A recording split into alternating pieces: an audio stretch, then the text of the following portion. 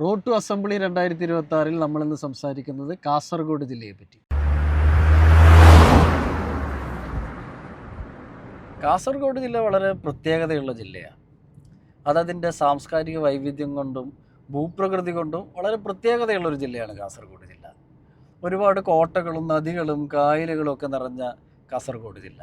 എന്നാൽ അതിൻ്റെ രാഷ്ട്രീയ ചരിത്രം എടുത്തു നോക്കുമ്പോൾ അതെല്ലാ കാലത്തും ഇടതുപക്ഷത്തോട് ചായ്വ് പുലർത്തുന്നത് കാണാം. ഇടതുപക്ഷത്തിന് വലിയ വളക്കൂറുള്ള മണ്ണാണ് കാസർഗോഡ്. പ്രത്യേകിച്ച് ലോക്സഭാ തെരഞ്ഞെടുപ്പുകൾ എടുത്തു നോക്കുമ്പോൾ 2019 രാജ്മോഹൻ ഉണ്ണിത്താൻ ജയിച്ചു. 2019 മുമ്പ് തുടർച്ചയായ 7 ലോക്സഭാ തെരഞ്ഞെടുപ്പുകളിൽ, അതായത് 35 വർഷം തുടർച്ചയായി ഭരിച്ചു LDF. അതിനുശേഷമാണ് 2019 UDFൻ്റെ കോൺഗ്രസിൻ്റെ രാജ്മോഹൻ ഉണ്ണിത്താൻ അവിടെ ജയിച്ചു വരുന്നത്. ആ വിജയം അദ്ദേഹം 2024 നിലനിർത്തി, ഭൂരിപക്ഷം വർദ്ധിപ്പിച്ചു. പക്ഷെ ലോക്സഭാ തെരഞ്ഞെടുപ്പ് നമുക്ക് നിയമസഭാ തെരഞ്ഞെടുപ്പുമായിട്ട് കണക്കൂട്ടാൻ പറ്റില്ല എന്ന് നമുക്കറിയാം. കാരണം ലോക്സഭാ തെരഞ്ഞെടുപ്പിൽ ആളുകൾ വോട്ട് ചെയ്യുന്നത് കേന്ദ്രത്തിൽ BJPയെ മാറ്റണോ, BJPയെ നിലനിർത്തണോ എന്നുള്ളതുകൊണ്ടാണ്. അപ്പോൾ അവരൊരു ആൾട്ടർനേറ്റീവ് എന്ന നിലയിൽ UDFനെ കാണുകയും UDFന് വോട്ട് ചെയ്തിട്ടുണ്ടായിരിക്കാം. 2024 ലോക്സഭാ തെരഞ്ഞെടുപ്പിലെ UDFൻ്റെ വിജയത്തിന് പുറമെ ഈ കഴിഞ്ഞ തദ്ദേശ തെരഞ്ഞെടുപ്പിൽ കാസർഗോഡും മഞ്ചേശ്വരവും കൂടാതെ ഉദുമ മണ്ഡലത്തിൽ കൂടി UDF മുന്നേറ്റം നടത്തിയിട്ടുണ്ട്. അതിൻ്റെ അടിസ്ഥാനത്തിൽ ഉദുമ കൂടി പിടിക്കാമെന്നാണ് UDF വിചാരിക്കുന്നത്. നമുക്ക് കാസർഗോഡ് 5 മണ്ഡലങ്ങളും ഒറ്റക്കൊറ്റക്കെടുത്ത് പരിശോധിക്കാം. കാസർഗോഡ് ജില്ലയിലെ ഉദുമ മണ്ഡലം നോക്കിയാൽ ഉദുമയിൽ മത്സരിക്കുന്നത് CPIMൻ്റെ സിറ്റിംഗ് MLA CH കുഞ്ഞമ്മു. UDFന് വേണ്ടി മത്സരിക്കുന്നത് K നീലകണ്ഠൻ. NDAക്ക് വേണ്ടി മത്സരിക്കുന്നത് BJPയുടെ മനുലാൽ.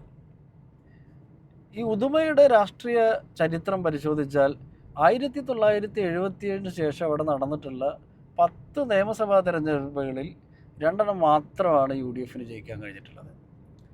1987 KP കുഞ്ഞിക്കണ്ണൻ, കോൺഗ്രസിൻ്റെ ജനകീയനായിട്ടുള്ള നേതാവാണ് KP കുഞ്ഞിക്കണ്ണൻ. അദ്ദേഹം ജയിച്ചതിന് ശേഷം 1987 ശേഷം ഉദുമയിൽ UDFന് ജയിക്കാൻ കഴിഞ്ഞിട്ടില്ല.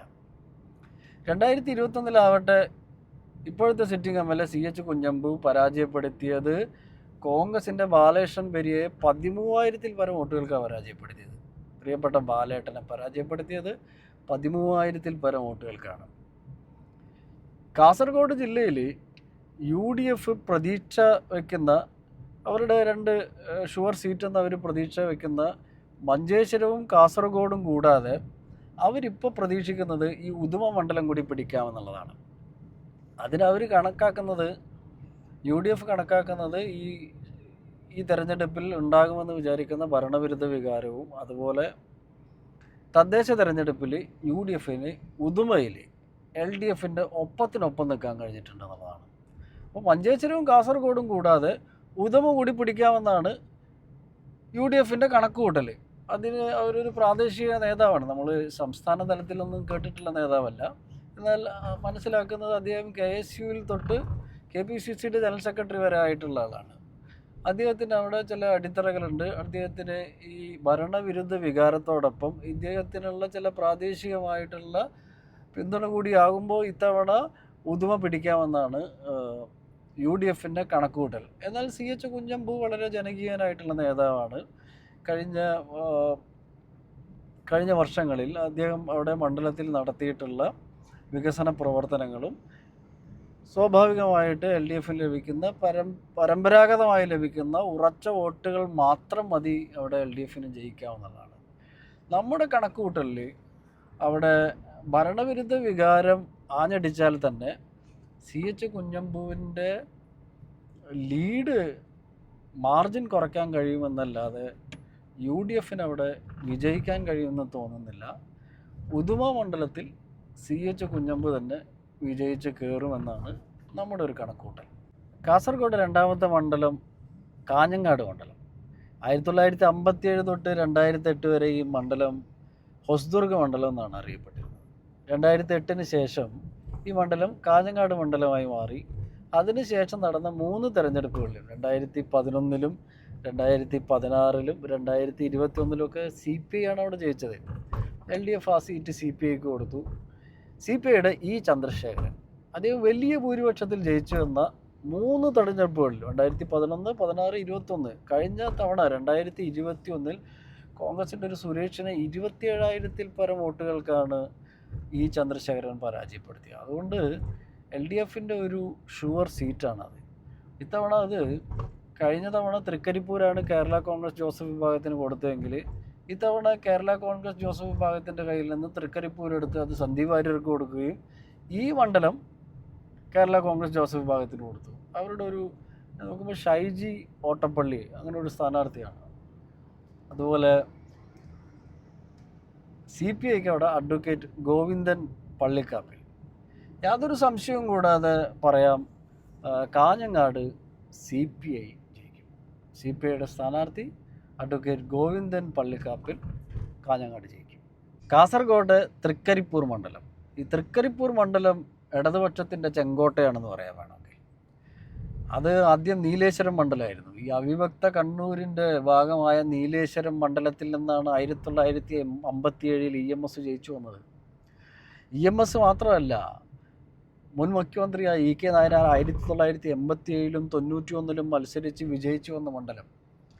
അത് അവിടെ കർഷക സമരങ്ങളുടെയൊക്കെ പാരമ്പര്യം പേറുന്ന വളരെ ഇടതുപക്ഷത്തിന് വലിയ സ്വാധീനമുള്ള ഒരു തരത്തിലും വെല്ലുവിളി സൃഷ്ടിക്കാൻ കഴിയാത്തൊരു മണ്ഡലമാണ് തൃക്കരിപ്പൂർ.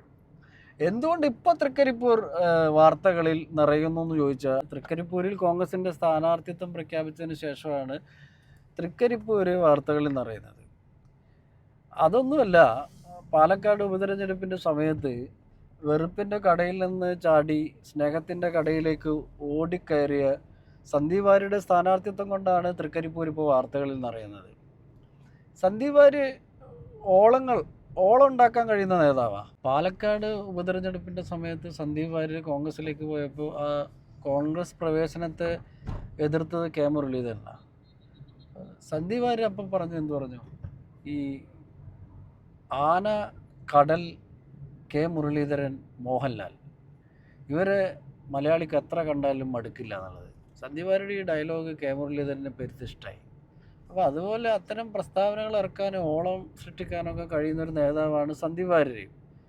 അപ്പോൾ ആ സന്ദീപ് വാര്യരുടെ സ്ഥാനാർത്ഥിത്വം കൊണ്ടാണ് തൃക്കരിപ്പൂർ വാർത്തകളിൽ നിറയുന്നത്. അദ്ദേഹത്തിൻ്റെ സ്ഥാനാർത്ഥിത്വം പ്രഖ്യാപിച്ചപ്പോൾ കാസർഗോഡ് DCC പ്രസിഡന്റ് അടക്കമുള്ളവർ പ്രതിഷേധം അറിയിച്ചിരുന്നു. എന്നാൽ പിന്നീട് അദ്ദേഹം കാസർഗോഡ് സ്റ്റേഷനിലെത്തിയപ്പോൾ അദ്ദേഹത്തെ സ്വീകരിക്കാനും പിന്നീട് റോഡ് ഷോ ആയിട്ട് വരാനൊക്കെ കാസർഗോഡ് DCC പ്രസിഡന്റ് തന്നെ മുൻകൈ എടുത്തു എന്നുള്ളതാണ്. ഇപ്പോൾ വലിയ ഓളം സൃഷ്ടിച്ചുകൊണ്ടുള്ള ഒരു പ്രചരണം സന്ദീപ് വാര്യർ അവിടെ നടത്തുന്നുണ്ട് എങ്കിലും തൃക്കരിപ്പൂരിൻ്റെ ആ ഇടതുകോട്ട തകർക്കാനുള്ളൊരു ശക്തി ഇപ്പോഴും UDFനോ സന്ദീപ് വാര്യനോ ഇല്ല എന്നുള്ളതാണ്.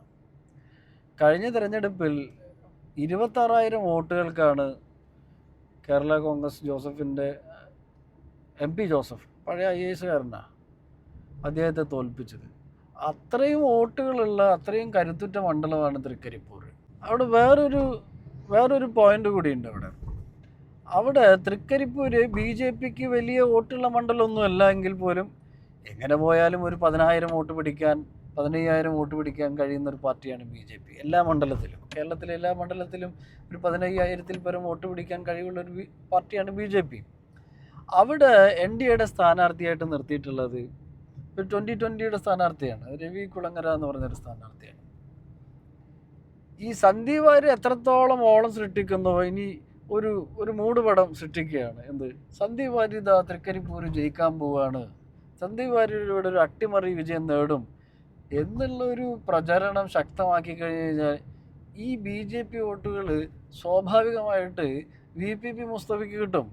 കാരണം എന്താ വെച്ച് കഴിഞ്ഞാൽ 2020യുടെ സ്ഥാനാർത്ഥിയെ വിജയിപ്പിക്കുക എന്നതിനേക്കാൾ BJPയുടെ പ്രവർത്തകർ, തൃക്കരിപ്പൂർ BJPയുടെ പ്രവർത്തകർ കാണുന്നത് സന്ദീപ് വാര്യരെ തോൽപ്പിക്കാനായിരിക്കും.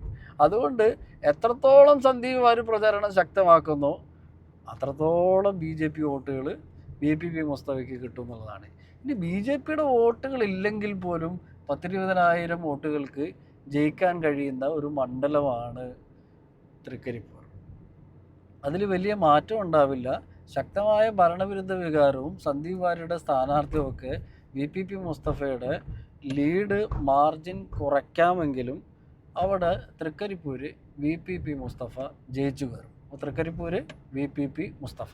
കാസർഗോഡ് ജില്ലയിലെ മഞ്ചേശ്വരം മണ്ഡലം നമുക്കറിയാം, BJP ഏറ്റവും കൂടുതൽ പ്രതീക്ഷ വെച്ച് പുലർത്തുന്ന കേരളത്തിലെ A ക്ലാസ് മണ്ഡലങ്ങളിലൊന്നാണ് മഞ്ചേശ്വരം. അത് ഇന്ന് തൊട്ട് തുടങ്ങിയതല്ല, പണ്ട് തൊട്ടേയുള്ള തെരഞ്ഞെടുപ്പുകളിൽ BJPയോടെ ശക്തമായ സാന്നിധ്യം എന്നതിലപ്പുറത്തേക്ക് BJP അവിടെ ഏറ്റവും ഒന്നാമത്തെ പാർട്ടിയായി വോട്ട് സമാഹരിക്കുന്നൊരു പാർട്ടിയാണ്. 1991 BJPയുടെ സമുന്നതനായിട്ടുള്ള നേതാവ് KG മാരാര് മത്സരിച്ചപ്പോൾ പോലും കേവലം 1000 വോട്ടുകൾക്ക് താഴെയാണ് KG മാരാർ പരാജയപ്പെട്ടത്. അതിനുശേഷം എല്ലാ തിരഞ്ഞെടുപ്പുകളിലും BJP അവിടെ ജയിക്കാൻ പോകുന്നു എന്നറിയുമ്പോൾ സ്വാഭാവികമായിട്ട് മൂന്നാമത് നിൽക്കുന്ന പാർട്ടി രണ്ടാമത് നിൽക്കുന്ന മുസ്ലിം ലീഗാണ് അവിടെ രണ്ടാമത് നിൽക്കുന്നത്. BJPയുടെ ജയം തടയാൻ വേണ്ടി അവിടെ ക്രോസ് വോട്ട് നടക്കുന്നു എന്നുള്ളതാണ്. അതുതന്നെയാണ് കഴിഞ്ഞ 2 തെരഞ്ഞെടുപ്പുകളിലും അവിടെ നടന്നത്. 2016 ഏറ്റവും നേരിയ ഭൂരിപക്ഷത്തിന് കപ്പിനും ചുണ്ടിനും ഇടയിൽ വെച്ച് മഞ്ചേശ്വരം BJPക്ക് നഷ്ടപ്പെട്ടത്. അന്ന് BJPയുടെ സംസ്ഥാന പ്രസിഡന്റായിരുന്ന K. സുരേന്ദ്രൻ അന്ന് അബ്ദുൽ റസാഖിനോട്, മുസ്ലിം ലീഗിൻ്റെ അബ്ദുൽ റസാഖിനോട് തോറ്റത് 89 വോട്ടുകൾക്കാണ്. കഴിഞ്ഞ തെരഞ്ഞെടുപ്പിൽ ഇപ്പോഴത്തെ അവിടുത്തെ MLA ആയിട്ടുള്ള AKM അഷറഫിനോട് 745 വോട്ടുകൾക്കാണ് പരാജയപ്പെട്ടത്. BJPക്ക് വലിയ സ്വാധീനമുള്ള മണ്ഡലമാണ് മഞ്ചേശ്വരം. സ്വാഭാവികമായിട്ട് BJP ജയിക്കേണ്ട മണ്ഡലമാണ്. എന്നാൽ അവിടെ മൂന്നാം സ്ഥാനത്ത് നിൽക്കുന്നത് LDF ആണ്. അവിടെ LDFിൻ്റെ സ്ഥാനാർത്ഥി എല്ലാ കാലത്തും അവിടെ മൂന്നാം സ്ഥാനത്തേക്ക്, എല്ലാ കാലത്തും സമീപകാലങ്ങളിലെല്ലാം മൂന്നാം സ്ഥാനത്തേക്ക് പിന്തള്ളപ്പെടുന്നു എന്നുള്ളതാണ്.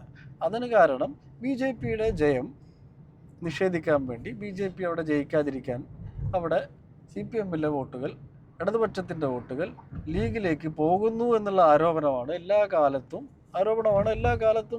BJP ഉന്നയിക്കുന്നത്. അതിൽ കാര്യമില്ലാതെയില്ല. എന്നാൽ ഇത്തവണ BJPക്ക് അത്ര സ്ഥിതിഗതികൾ അനുകൂലമല്ല. 2021 745 വോട്ടുകൾക്ക് തോറ്റു എന്ന് അത്രയും ടൈറ്റ് കോമ്പറ്റീഷൻ നടന്ന ഒരു മത്സരം ഇത്തവണ മഞ്ചേശ്വരത്ത് പ്രതീക്ഷിക്കാൻ കഴിയുമോ എന്നുള്ളതിൽ സംശയമുണ്ട്. കാരണം തദ്ദേശ തെരഞ്ഞെടുപ്പിലെ ഫലം അത് BJPക്ക് ഒട്ടും അനുകൂലമല്ല. അവിടെയുള്ള പഞ്ചായത്തുകളിലെ വാർഡ് മെമ്പർമാരുടെ എണ്ണം എടുത്ത് നോക്കുകയാണെങ്കിൽ BJPക്ക് കിട്ടിയ വാർഡ് മെമ്പർമാരെക്കാൾ ഇരട്ടിയിലധികം മെമ്പർമാർ ആർക്കുണ്ട്? UDFനുണ്ട് എന്നുള്ളതാണ്. അവിടെ BJPക്ക് പഞ്ചായത്തുകൾ പിടിക്കാൻ കഴിഞ്ഞിട്ടില്ല. അവിടെ BJPക്ക് സ്വാധീനമുള്ള പഞ്ചായത്തുകൾ പോലും ഭരണം കിട്ടിയിട്ടില്ല. മാത്രമല്ല 2021 ജയിച്ചു കയറിയ AKM അഷറഫ്, അദ്ദേഹം വലിയ ജനകീയനായി അവിടുത്തെ നാട്ടുകാരുടെ ഇടയിൽ അവിടെ പ്രവർത്തിക്കുന്നു എന്നുള്ളതാണ്. പല സർവേകളിലും അദ്ദേഹത്തിൻ്റെ പ്രകടനത്തെ വിലയിരുത്തിയത് വളരെ മികച്ച പ്രകടനമായിട്ടാണ് വിലയിരുത്തുന്നത്. ആദ്യ സമയത്ത് K. സുരേന്ദ്രൻ മഞ്ചേശ്വരത്തേക്ക് മത്സരിക്കാനില്ല എന്ന് പറയുകയും ചെയ്തു. 2016 2021 മത്സരിച്ചപ്പോൾ ഉണ്ടായിരുന്ന പൊളിറ്റിക്കൽ ഗ്രാഫ്, അത്രയും ഉയർന്നൊരു പൊളിറ്റിക്കൽ ഗ്രാഫ് K. സുരേന്ദ്രന് ഇപ്പോൾ ഉണ്ടോ എന്നുള്ളതിലും സംശയമുണ്ട്. എന്ന് വെച്ച് BJPക്ക് സാധ്യതയില്ല എന്ന് പറയുന്നില്ല. അവിടെ CPM ഒരു താരതമ്യേന കഴിഞ്ഞ മത്സരങ്ങളെയൊക്കെ അപേക്ഷിച്ച് നോക്കുമ്പോൾ താരതമ്യേന ശക്തനായിട്ടുള്ളൊരു സ്ഥാനാർത്ഥിയാണ് ഇത്തവണ CPM ഇടതുപക്ഷം അവിടെ ഇറക്കിയിട്ടുള്ളത്. അദ്ദേഹം വലിയ വോട്ട് പിടിക്കുകയാണെങ്കിൽ അവിടെ BJPക്ക് സാധ്യതയുണ്ട്. അതിർത്തി പ്രദേശങ്ങളായിട്ടുള്ള സ്ഥലങ്ങളിൽ കന്നഡ സംസാരിക്കുന്ന ആളുകൾ, CPMൻ്റെ ഹിന്ദു വോട്ടുകൾ അത് വളരെ ബ്ലോക്കായിട്ട് ഇവിടെ മുസ്ലിം വോട്ടുകൾ മുസ്ലിം ലീഗിന് സമാഹരിക്കുന്നത് പോലെ, മുസ്ലിം വോട്ടുകൾ AKM അഷറഫിന് കിട്ടുന്നത് പോലെ LDFന് കിട്ടുന്ന ഹിന്ദു വോട്ടുകൾ വലിയ ബ്ലോക്കായി K. സുരേന്ദ്രന് ലഭിച്ചാൽ മാത്രമാണ് K. സുരേന്ദ്രന് സാധ്യതയുള്ളൂ. എന്നാൽ നിലവിലെ സാഹചര്യം വെച്ച് മഞ്ചേശ്വരത്ത് BJP ജയിക്കില്ല എന്നാണ് മനസ്സിലാക്കുന്നത്.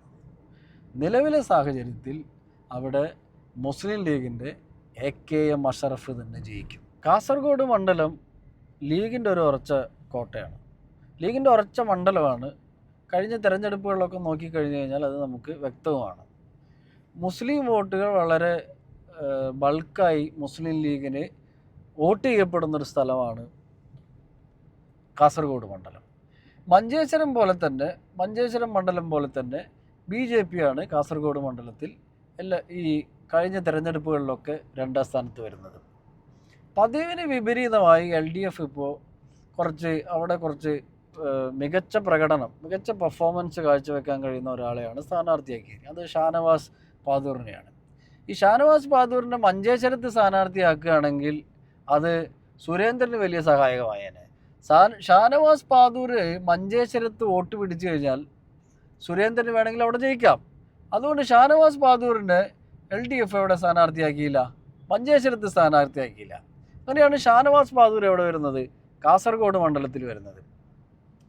കാസർഗോഡിൻ്റെ കഴിഞ്ഞ 3 തെരഞ്ഞെടുപ്പ് നോക്കുകയാണെങ്കിൽ 2011, 2016, 2021 നോക്കുകയാണെങ്കിൽ ലീഗിൻ്റെ നെല്ലിക്കുന്നാണ് അവിടെ വിജയിച്ചിട്ടുള്ളത്.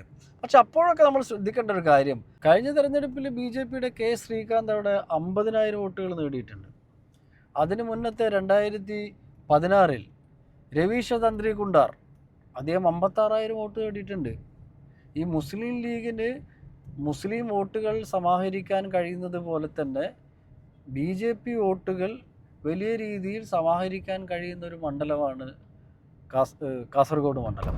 അവിടെ ജനസംഘത്തിനൊക്കെ വലിയ സ്വാധീനമുള്ള ഏരിയകളുണ്ട്. ആ ഏരിയ കൂടുതൽ സ്വാധീനത്തോടു കൂടി ഇപ്പോഴും നിലനിൽക്കുന്നു എന്നുള്ളതാണ്. അവിടെ ഒരു സാധ്യത BJP ജയിക്കുമെന്ന് പറയാൻ കഴിയില്ല. പക്ഷേ BJP ഇപ്പോഴും എല്ലാ കാലത്തെയും പോലെ എല്ലാ കാലത്തിലും കൂടുതൽ കഴിഞ്ഞ 3 തെരഞ്ഞെടുപ്പുകളേക്കാൾ കൂടുതൽ വോട്ടുകൾ ഇത്തവണ അവിടെ നേടാൻ സാധ്യതയുണ്ട്. അതിന് കാരണം അവിടെ LDFൻ്റെ സ്ഥാനാർത്ഥി ഷാനവാസ് പാദൂർ മുസ്ലിം വോട്ടറുകളിൽ ചില വിള്ളലുകൾ ഉണ്ടാക്കുമെന്നുള്ളതുകൊണ്ടാണ്. എങ്കിൽ പോലും കാസർഗോഡ് വിജയത്തിൽ വലിയ മാറ്റം ഉണ്ടാവില്ല.